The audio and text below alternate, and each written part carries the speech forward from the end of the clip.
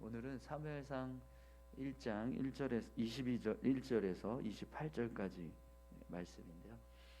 하나님의 은혜를 인정하는 더 큰 믿음이라는 제목으로 같이 함께 말씀을 나누겠습니다.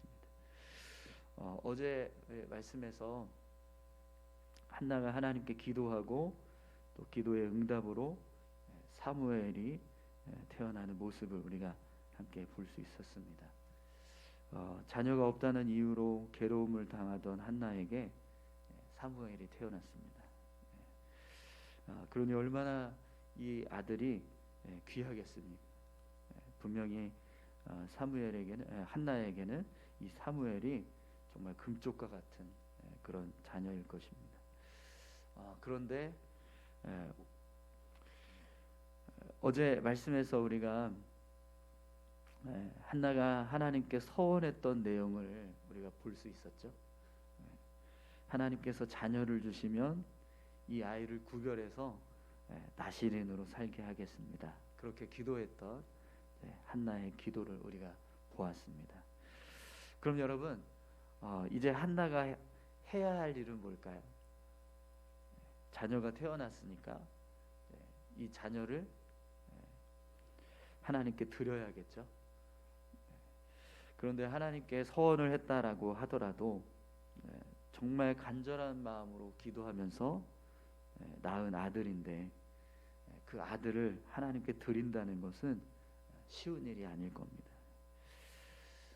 여러분, 우리가 삶을 살아가다 보면 하나님께 참 많은 은혜를 받습니다. 때로는 한나처럼 어떤 삶의 문제가 있는데 그 문제를 하나님께서 해결해 주시는 그런 은혜를 경험하기도 하고요. 또 하나님의 특별한 섭리로 우리의 삶을 인도하시는 그런 은혜들도 경험하게 됩니다. 그런데 여러분, 우리가 하나님께 받은 은혜 중에서 가장 큰 은혜는 사실 죄인된 우리가 하나님의 자녀가 되었다는 것. 하나님께서 우리에게 여러 가지 은혜를 주시지만 그러나 그 중에서 가장 큰 은혜라고 할 수 있다라고 한다면, 그렇게 말할 수 있는 은혜가 있다라고 한다면 그것은 하나님의 자녀가 된, 내가 죄인인데 그런 나를 하나님께서 자녀 삼아 주셨다라고 하는 그 사실, 그것이 정말 그 무엇과도 바꿀 수 없는 은혜인 줄 믿습니다. 그렇기 때문에 여러분, 사실은요, 우리가 하나님께 어떤 기도를 했는데 하나님이 기도에 응답해 주시지 않거나 또 어떤 삶의 문제가 해결되지 않는다 할지라도 사실은 우리는 늘 하나님을 향해서 감사해야 되는 사람들입니다. 오늘 본문에서 한나가 아들을 달라고 간절하게 기도했는데, 그래서 하나님께서 이렇게 아들을 주셨을 때 그때만 어떤 우리가 하나님을 향해서 서원한 것을 갚아드려야지 이렇게 생각하고 그런 믿음의 행동들을 하는 게 아니라, 사실은 우리는 늘 그냥 내가 하나님의 자녀가 되었다는 사실 하나만으로도 우리의 삶을 다 내어드려야 하는 그런 은혜 받은 자들이라는 거죠. 우리는 그 사실을 늘 잊지 말아야 합니다. 그런데 여러분, 우리가 그런 은혜를 받은 자임에도 불구하고 삶을 살아갈 때 어떻게 살아가냐면 하나님의 은혜를 늘 잊어버리고 살아갈 때가 많다라는 거죠. 여러분 어떠세요? 하나님의 은혜를 늘 기억하시면서 늘 감사하고 또 내 삶을 늘 하나님 앞에 드리는 그런 믿음의 삶을 살아가고 계십니까? 그래서 우리의 삶의 모습이 사실은 정말 하나님의 은혜를 매일 정말 감사하면서 늘 하나님께 우리의 삶을 내어드리는 삶을 살아야 함에도 불구하고 그렇지 못한 모습으로 살아가기 때문에 오늘 본문에서 나오는 이 한나의 이 어떤 믿음의 모습, 이 모습이 더 귀하게 여겨질 수밖에 없고 더 믿음 있는 모습으로 보여줄 수밖에 없는 것 같습니다. 여러분, 오늘 저와 여러분들이요, 한나와 같은 그런 믿음으로 삶을 살아가실 수 있기를 소망합니다. 한나처럼 하나님 저에게 어떤 이런 은혜를 주셨으니 저도 하나님을 위해서 제가 고백한 것 드리겠습니다. 그렇게 결단하고 살아갈 수 있는 그런 믿음의 모습들이 우리 안에 있기를 소망합니다. 그러면 한나가 어떻게 하나님 앞에 자신의 삶을 내어드리고 있는지 한번 보십시오. 우리 21절에서 22절까지 말씀 함께 보겠습니다.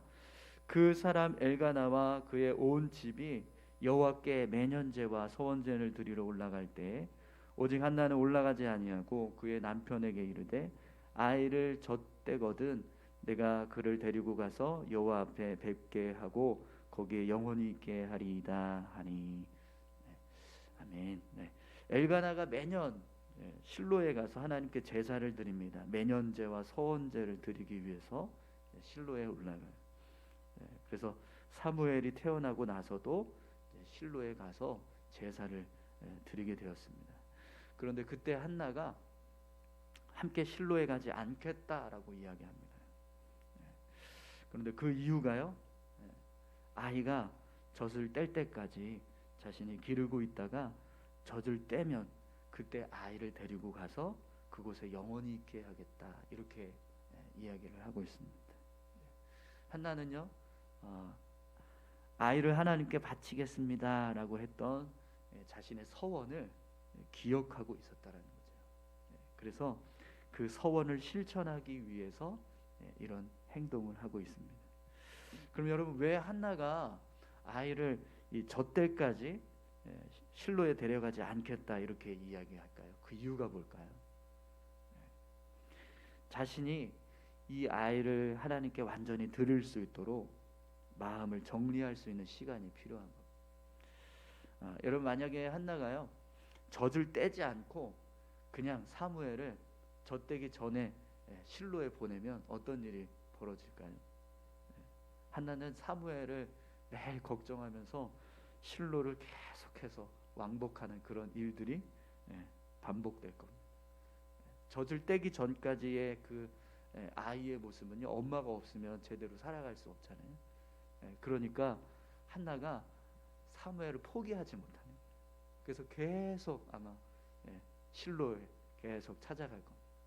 아이를 보기 위해서, 아이를 만나고 싶어서, 걱정이 돼서 그런 일들이 벌어지게 되는 거죠.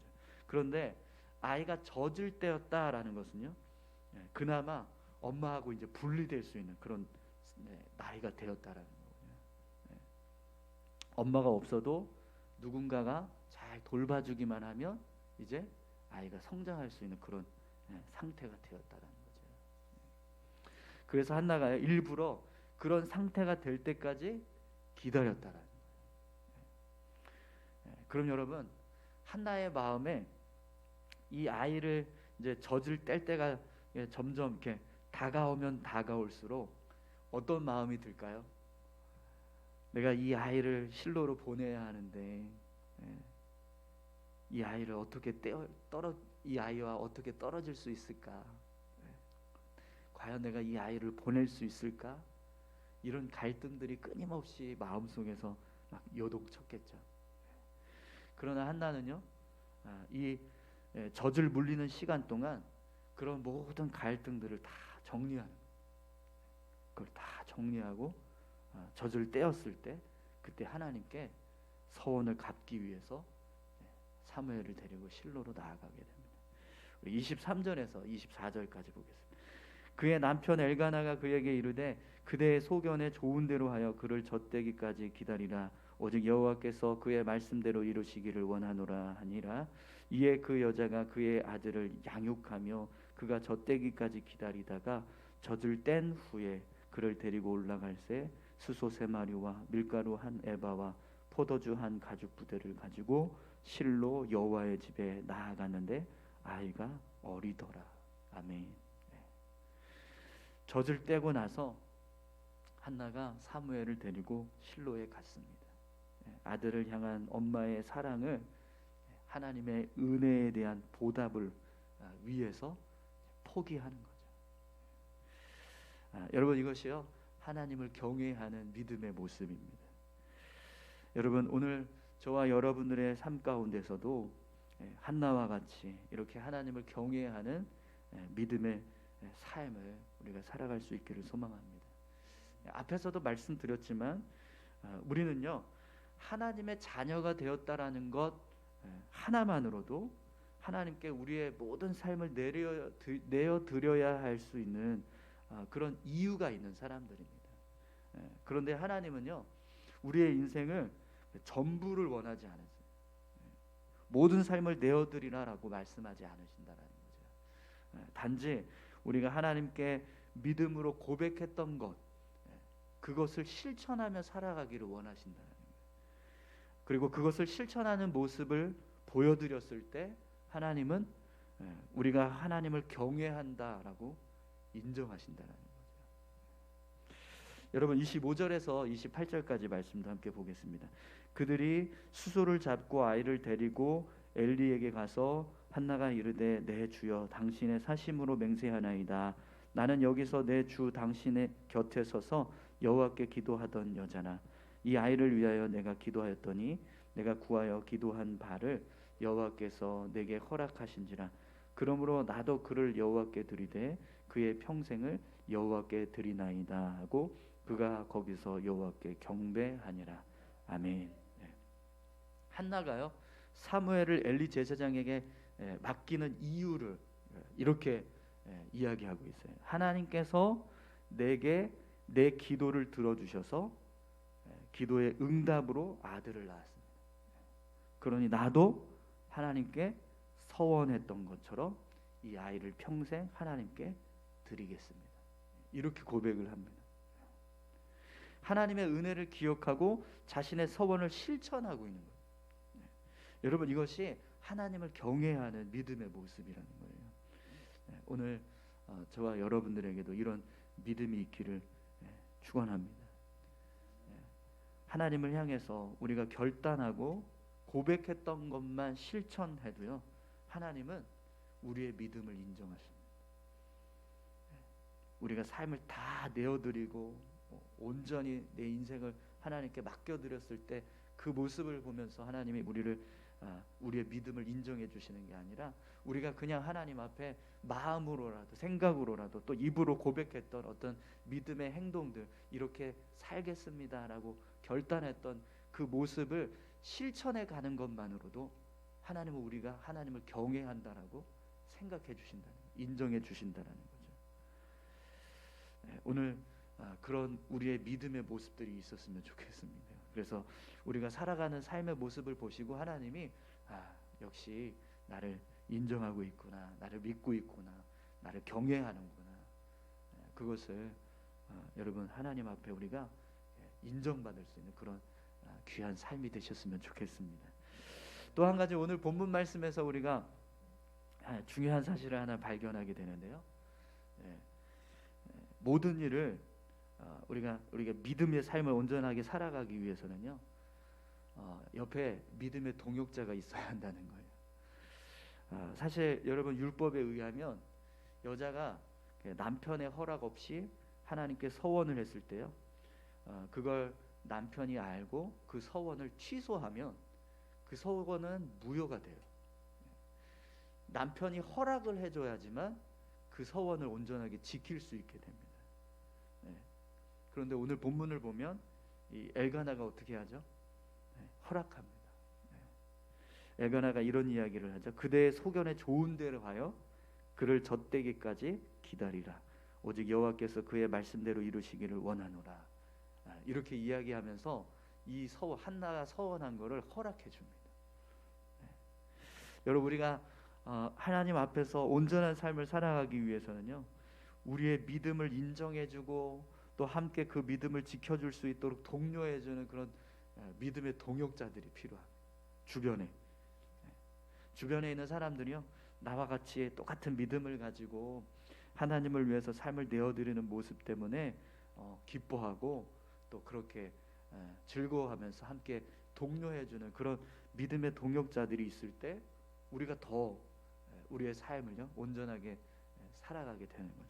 그런데 옆에 있는 사람들이 야, 믿음은 무슨 믿음이야, 무슨 서원은 무슨 서원이야, 쓸데없는 소리 하지 마. 이렇게 이야기하면서 주변에서 방해하는 일꾼들이 있다면 우리 믿음을 지켜가는 게 쉽지 않습니다. 그래서 이제 쉽게 포기하게 되고 또 믿음을 저버리는 그런 삶을 살아가게 된 모습들을 보게 돼요. 오늘 저와 여러분들에게요, 우리 주변에, 여러분들의 주변에 정말 믿음의 동역자들이 있기를 소망합니다.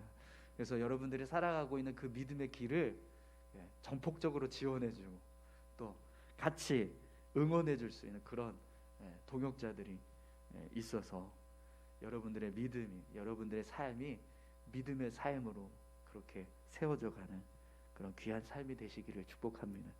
우리 다 같이 함께 기도하시겠습니다. 오늘 한나가 하나님께 자신의 서원을 갚았습니다. 자녀를 하나님 앞에 내어드리는 건 정말 쉽지 않은 일인데 오늘 본문에도 보면 아이가 어리다라고 그렇게 기록하는데요. 어린 아이를 그냥 젖을 뗀 후에 곧바로 하나님께 내어드리는 그런 결단을 합니다. 정말 엄청나게 큰 그런 헌신과 결단일 수 있습니다. 하나님을 경외하는 마음 때문에 하나님을 향해서 내가 서원했다고 하는 것, 그것 하나 때문에 이런 놀라운 일을 하는 거죠. 오늘 우리에게도 한나와 같은 믿음이 있게 해달라고, 그래서 하나님 앞에서 우리가 더 믿음의 삶을 온전히 살아갈 수 있게 해달라고 여러분 우리 같이 함께 다 같이 기도하시겠습니다. 하나님 아버지 감사합니다. 하나님 정말 금쪽과 같은 자녀를